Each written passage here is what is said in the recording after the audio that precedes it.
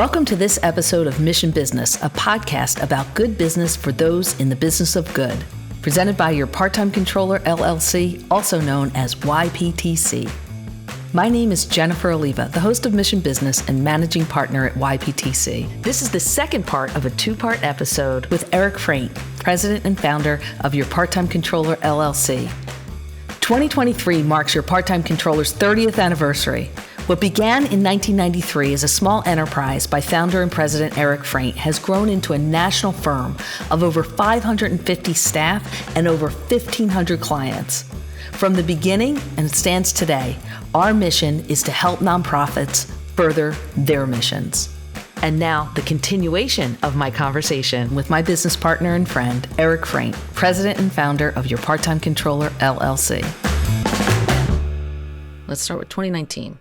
We started thinking about a strategy for remote services. We were doing about 20% of our work remotely by 2019 as we kind of discovered, and it was all organic growth.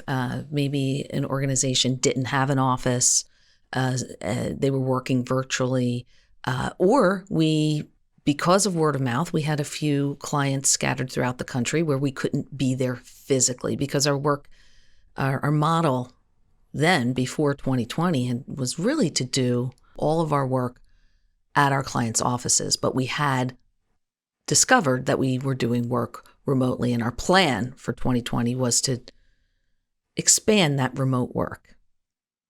And then March of 2020 happened with the pandemic. And before we get into the remote work, I just want to talk about your feelings and, bringing us back to that beginning of March of 2020 and what you were thinking and feeling.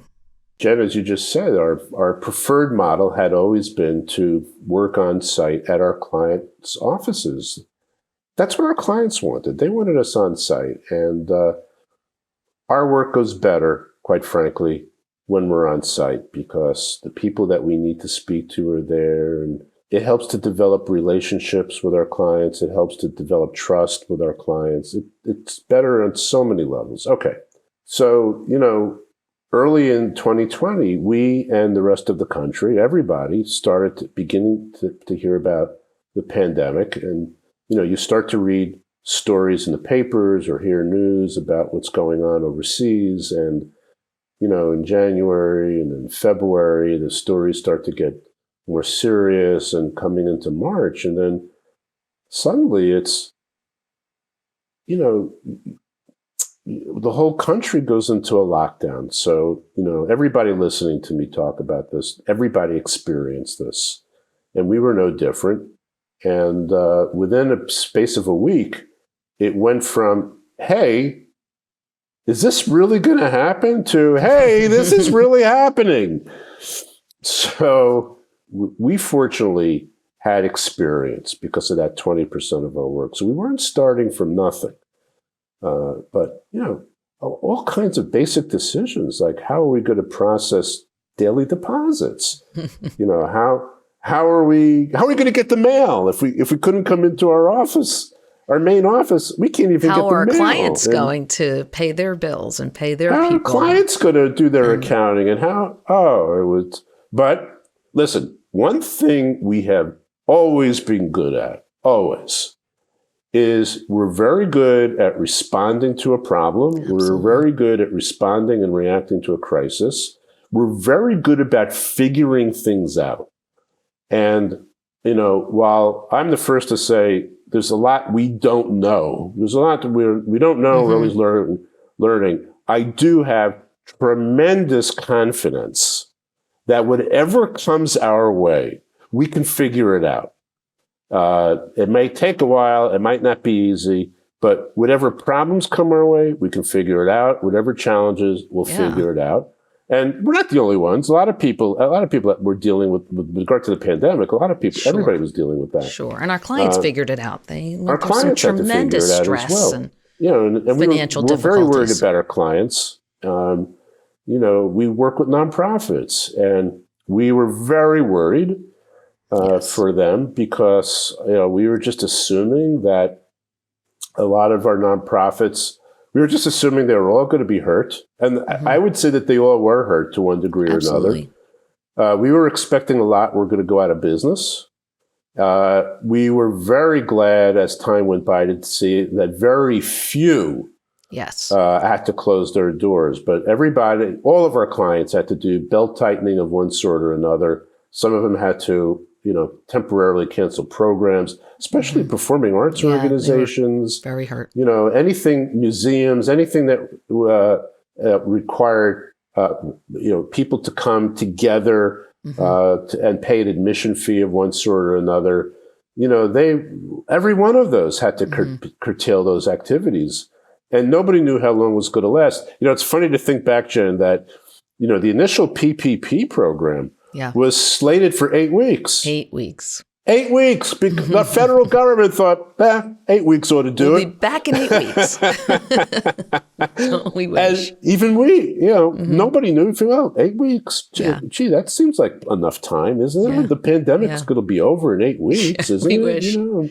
So we mobilized everybody to serve our clients remotely in a week. So, let's talk a little bit about the remote services growth through the pandemic, and the fact that, very interestingly, because of in some, I guess it is because of the pandemic, the growth of remote services was able to happen so quickly. The last number I heard was that we have clients in 48 states. Yeah, we have staff in probably over 40 states. But by the end of 2023, we'll have clients and staff in all 50 states. We're starting to do work internationally already, and we have plans to grow that. And, and a lot of that wouldn't be possible if we weren't able to do the work remotely. Because we don't have offices all over the country. We've got 8, last time I counted, we have 8 physical offices.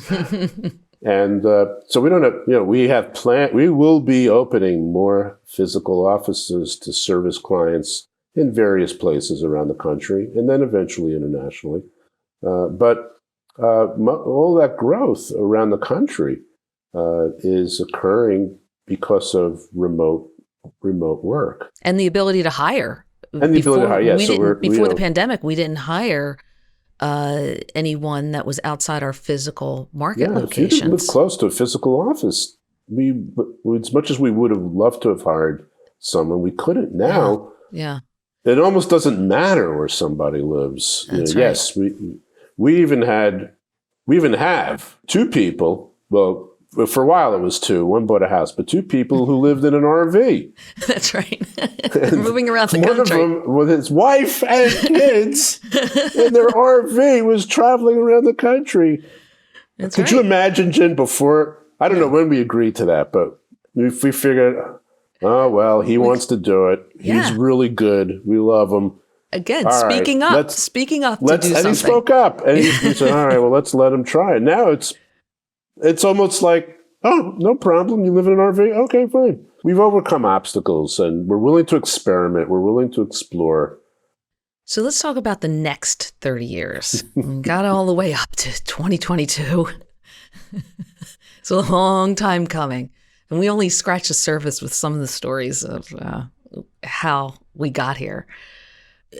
Our basic accounting services, and I shouldn't call them basic, it's critical to any organization, that the services that we perform for them, which are bookkeeping through financial reporting, monthly financial reports, reconciliations, making sure all the numbers are in the right places, analysis, budgeting, forecasting, cash flow management. We talked about audit facilitation, and then some of what we do for our clients every single day.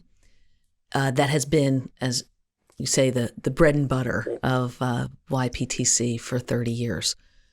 What do you see in the future as far as services that we will bring to our clients to even enhance their experiences with us? Sure. And before I mention that, I should add that with all of the things, Jen, that you just mentioned, many of our clients actually have a full-time controller. That's true. Or a full-time CFO, or a full-time director of finance, whatever their titles might be. but yet more than half of our clients have a full-time position in that role, but yet they still bring us in to help them with all the things that you mentioned, Jen. Yes. So, other things that we're doing, we are making a heavy investment in technology. And I don't just mean getting computers for our staff, which we do. Yes. We provide a laptop computer, a good laptop computer for every staff member. In fact, the one that I'm using right now to record this video, I'm using the same piece of equipment that we provide to our staff. But beyond that, I'm talking about more than that. We're in the process of creating some custom apps, custom tools that will help us do our jobs better. It will help us prepare our month-end financial reports and a number of other things. I don't want to say more now, but they're already under development. We are in the process of developing other service offerings, like helping organizations with their federal grants. We are doing work now, and we're hiring non-accountants, by the way, to help with this. We're hiring. We have a former client, a former executive director of a nonprofit organization, who he himself has spent over 20 years, and all those years he was involved with applying for and getting federal grants for his organization. He's heading up our team to do that. That's just one area that we're looking to develop. Enhancements in our data visualization group. So data visualization. So the iPhone was introduced in 2007. The iPad was introduced 2 or 3 years after that, and they have. I'm not telling anybody anything they don't know, but what they don't necessarily appreciate is that the ability to deliver information to our clients. I mean, the whole world knows this, except basically for the accounting profession. Accounting profession, and I'm an accountant, so if I rag on the accounting profession, it's okay. But, the accounting profession is stuck in old ways of delivering information to people. So we're not. So we are doing all kinds of things to help to deliver information to our clients faster and better, using the tools and the technologies to do that. And where the technologies don't exist, we're now beginning to dabble, as I just mentioned, in developing our own. Our executive directors and board members want to see information in small bites. They need the executive summary, and we're working on that every day to enhance the deliverables that we provide for executive directors and board members so that they can quickly understand the financial situation of their organization and then be able to act on that information. Really, as accountants, what's really our business? Our business is to deliver information. And it's to deliver non-financial information in addition to financial information. And we're just as good delivering non-financial information. So nonprofits need all kinds of non-financial information. They need program data. They need attendance data. They need information for funders. Well, we're helping many of our clients with that, and accumulating, reporting, analyzing. There's no limit, and to the kinds of things that we can be doing to help our clients. And so, for a company of our size, I still think that, despite the fact that we have over 500 people, I still think of us as being a small company, even though we're not small anymore.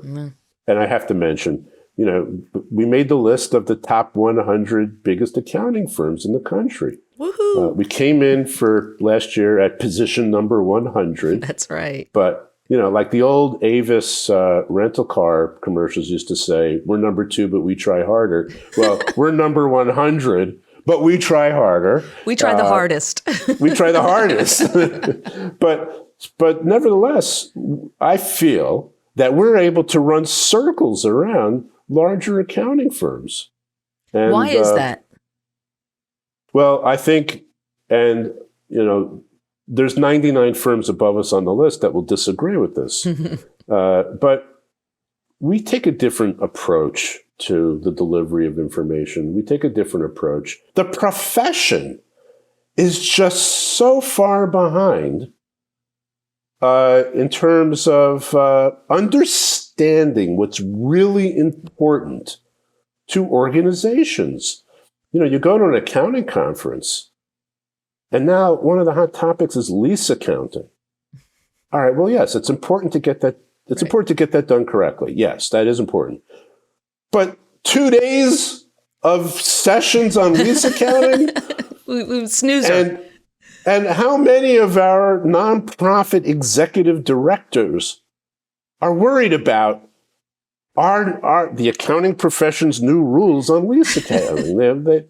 Yes, they have to know about it, and the order, yes, there's some restatements, yes.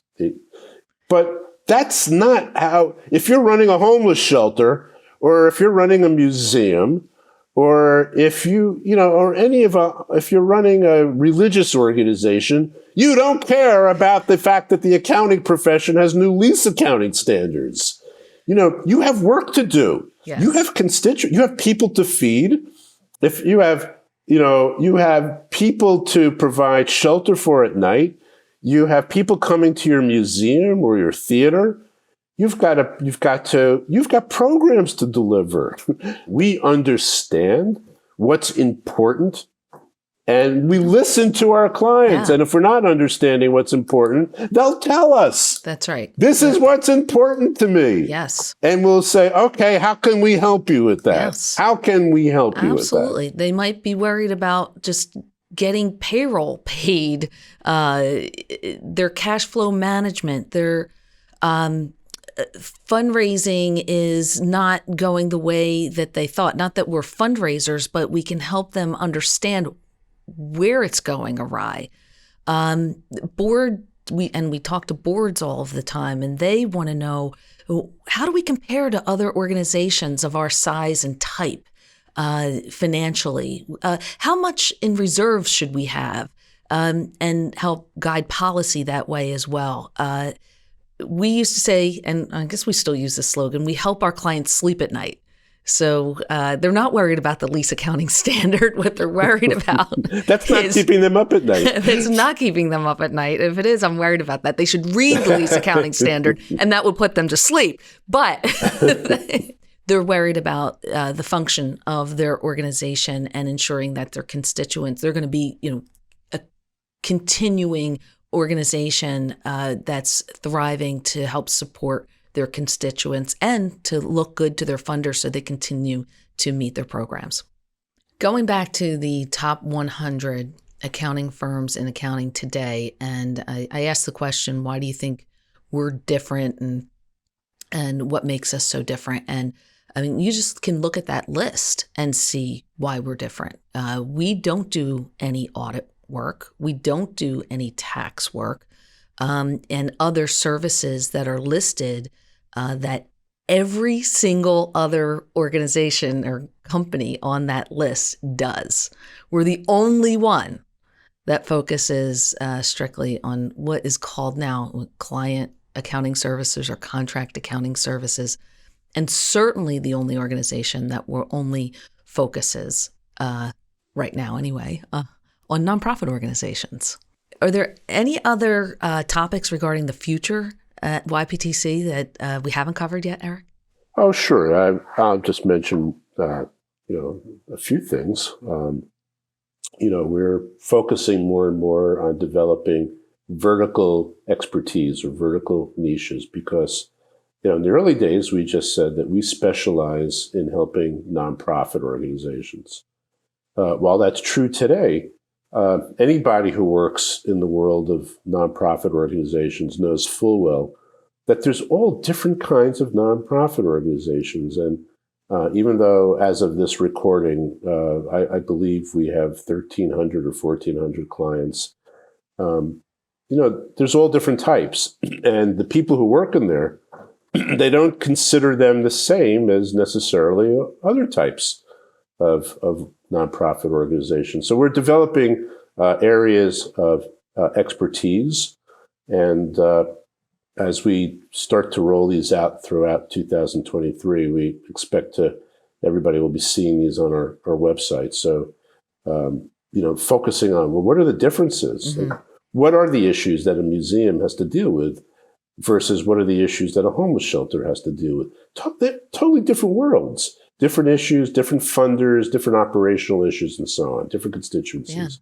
Yeah. So vertical niches. And we already have the expertise. It's just a matter of reaching those executive directors and pairing them with those on our staff that have their specialty.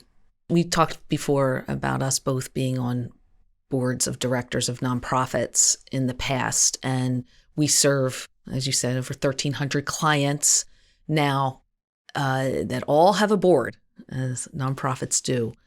What advice do you have for board members? Well, let me just say first that I think that board service is very important. And I highly recommend to anybody who wants to find a way to volunteer time, especially if you have a technical skill, like accounting, for example. There's an example of a technical skill. Mm-hmm. Once you're on a board, remember that you now have a duty to the organization. You have a fiduciary responsibility to the organization, and you have other legal responsibilities to the organization. So, of course, you want to make sure you understand what those all are. Read the bylaws. Every nonprofit has bylaws, and if you're on a board of an organization that doesn't have them, get them, develop them. Read them. That's why they're there, and read whatever other governing documents your particular organization might have. Get very familiar with that, be prepared to get involved in committees. Organizations. It's sort of a joke in the world of nonprofits where they try to entice you onto the board by saying, "Oh, don't worry, we only have one meeting a month, or we only have one meeting every quarter." Well, that might be true. Yeah. Then there's committees, and committees are always meeting. So be prepared for that. Be prepared for the fact that you want to get involved, and be prepared for the fact that you have to learn. There's a learning curve about the history of the organization, the personalities, the challenges, the operations. Yeah. Be prepared to immerse yourself. Be prepared to attend meetings. I see too often people who are on boards who they don't come to meetings. And if you don't plan to come to meetings, if you don't have time to come to meetings, then don't join the board, because you're taking up a seat that could better be served by somebody else. We have seen that a lot, where people are very well-meaning and want to make that commitment, but don't necessarily have the time or the energy to do so. As my advice would be, ask questions. Don't be afraid to ask questions, especially as it relates to the financials. If you don't think that you're asking a dumb question when it comes to the financial information, it's probably something that everybody else wants to ask as well. And then, as Eric alluded to, educate yourself. We have a whole bunch of great educational tools on our website, webinars that specifically relate to board and board-related issues. So I highly recommend you go look at that at yptc.com.